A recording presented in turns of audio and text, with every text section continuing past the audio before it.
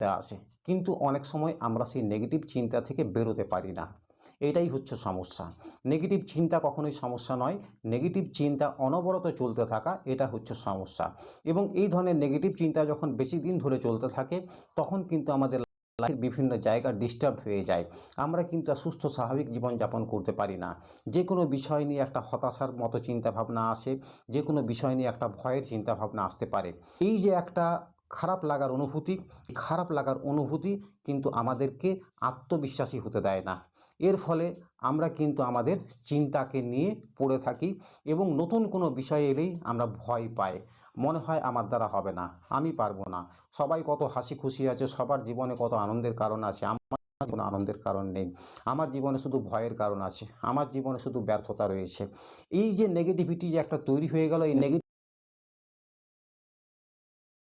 থেকে বিভিন্ন ধরনের নেগেটিভ স্টেটমেন্ট আমরা তৈরি করতে থাকি, আমাদের মনের মধ্যে আসতে থাকে। এটাকেই বলা হয় নেগেটিভ চিন্তা।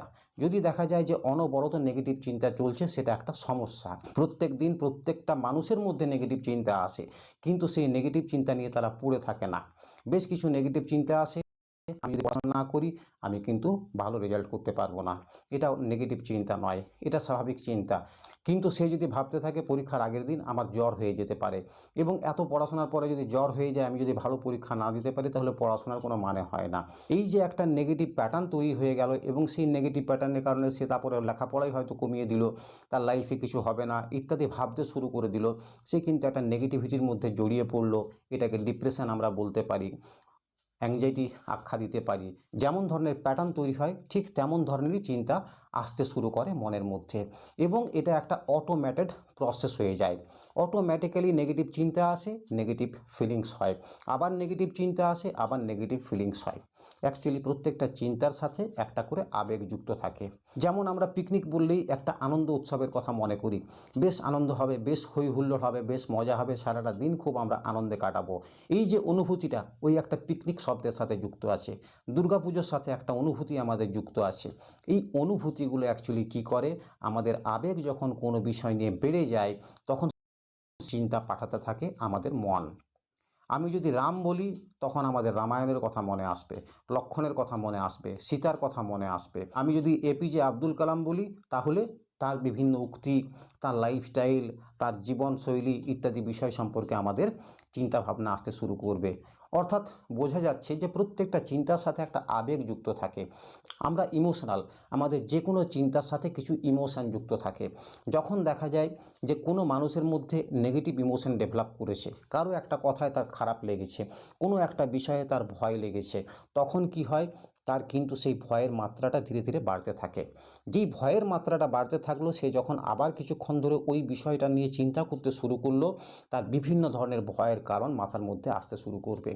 এই যে প্রসেসটা চলতে শুরু হয়ে গেল, অটোমেটেড যে প্রসেসটা চলছে, এটাকে যদি বন্ধ না করা হয়, তাহলে কিন্তু তার নিয়ন্ত্রণের বাইরে চলে যাবে তার মন। অর্থাৎ সাবকনশাস মাইন্ড সবসময় ওই চিন্তাটা পাঠাতে থাকবে, এবং আমরা ওই চিন্তাটা নিয়েই ব্যস্ত থাকব।